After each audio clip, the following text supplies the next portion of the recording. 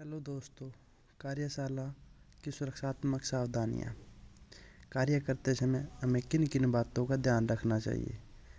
परिभाषा: वर्कशॉप के अंदर होने वाली सामान्य व अन्य दुर्घटनाओं को रोकने के लिए जो सावधानियाँ रखी जाती हैं उसे हम सुरक्षात्मक सावधानियाँ कहते हैं। ये सुरक्षात्मक सावधानियाँ 5 प्रकार की होती हैं। नंबर 1 पे होती है सेल्फ सेफ्टी, स्वयं की सुरक्षा। नंबर 2 पे होती है औजारों की सुरक्षा, टूल सेफ्टी। नंबर 3 पर होती है मशीनों की सुरक्षा, मशीन सेफ्टी। नंबर 4 पर होती है विद्युत संबंधी सावधानियाँ, इलेक्ट्रिकल सेफ्टी। नंबर 5 पे होती है सुरक्षा, सामान्य सुरक्षा। सबसे पहले हम स्वयं सेल्फ सेफ्टी के बारे में बताएंगे। वर्कशॉप में नंबर 1 पे बोलते हैं वर्कशॉप में कार्य करते समय जूतों का प्रयोग करना चाहिए।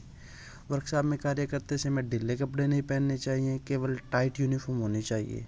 नंबर 3 पर वर्कशॉप में कार्य करते समय घड़ी, टाई, चेन, बेल्ट आदि नहीं पहननी चाहिए। नंबर 4 पर आता है हमारा जिस मशीन के बारे में आपको जानकारी ना हो उस मशीन को चालू नहीं करना चाहिए।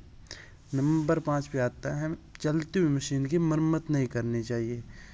नंबर 6 पे आता है वर्कशॉप के अंदर अगर चश्मा, हेलमेट आदि उपलब्ध हैं तो उनका प्रयोग जरूर करना चाहिए। नंबर 7 पे आता है कार्यशाला में कार्य करते समय किसी भी साथी के साथ हंसी मजाक बिल्कुल नहीं करना चाहिए। नंबर 8 पे आता है चालू मशीन या इंजन के नीचे काम करने के लिए नहीं घुसना चाहिए। नंबर 9 पे आता है मशीन या इंजन पर कार्य करते समय अपनी शर्ट की बाहें ऊपर कर लेनी चाहिए। अब आगे आता है औजारों की सुरक्षा, टूल सेफ्टी।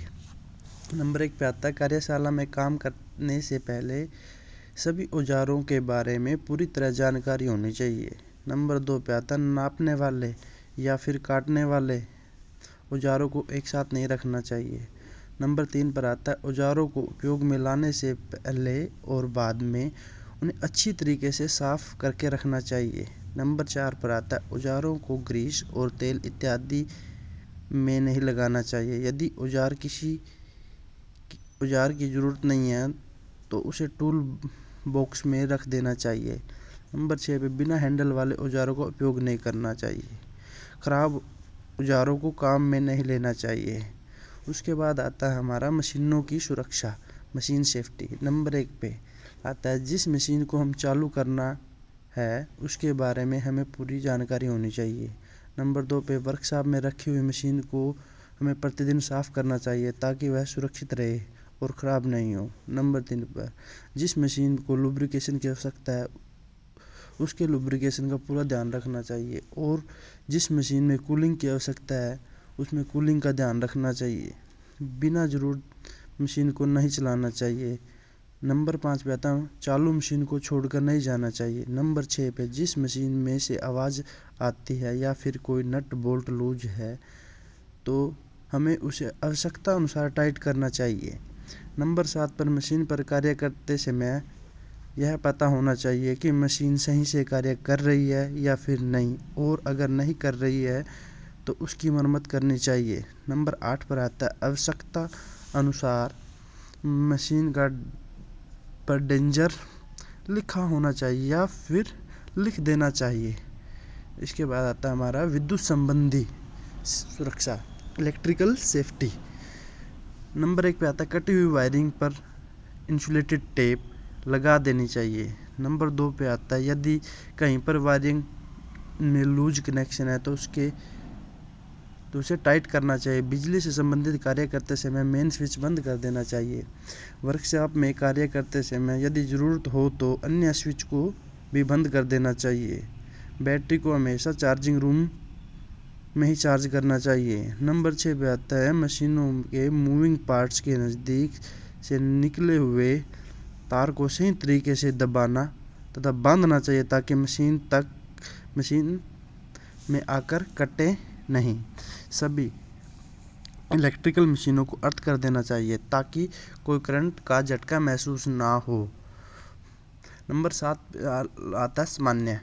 नंबर 5 सामान्य जनरल सेफ्टी। कार्यस्थल पर नीचे गिरे हुए किसी भी सामान को हटा देना चाहिए। नंबर 2 पे आता है वर्कशॉप में रखी हुई गाड़ियों के टायर के पीछे वुडन ब्लॉक लगा देने चाहिए ताकि गाड़ी आगे पीछे खिसके ना। प्राथमिक उपचार करने के तरीके किसी मैकेनिक को याद होने चाहिए। यदि कोई दुर्घटना होती है तो रोगी को इस प्रकार आश्वासन देना चाहिए कि वह रोगी घबराए नहीं। नंबर 5 पर रोगी की चोट का पता लगाना चाहिए, उसे कहाँ पर किस प्रकार की चोट लगी है। नंबर 6 खून बहने की स्थिति में खून को रोकने की व्यवस्था करनी चाहिए। नंबर 7 पे आता है दुर्घटनाग्रस्त रोगी को गर्म दूध या चाय आदि उपलब्ध हो उसे देनी चाहिए। पानी अथवा नशीले पदार्थ का सेवन नहीं कराना चाहिए। रोगी को जरूरत पड़े तो उसके कपड़े गीले कर देने चाहिए। यदि कोई रोगी जली हुई अवस्था में है उसे कंबल ढक देना चाहिए। रोगी के आसपास अन्य आवश्यक भीड़ इकट्ठी नहीं होनी चाहिए। दुर्घटना स्थल से उठकर रोगी को आरामदायक स्थल पर ले जाना चाहिए। लास्ट में आता है टूटी हुई हड्डी के स्थान पर दबाव नहीं डालना चाहिए और उसके हिलने नहीं देना चाहिए। धन्यवाद दोस्तों। तो दोस्तों उम्मीद है आज आपको सुरक्षात्मक सावधानियों से जुड़े कई सवालों के जवाब मिल गए होंगे। अगर आपको कोई सवाल है प्लीज़ कमेंट करें, लाइक करें और सब्सक्राइब करें। धन्यवाद।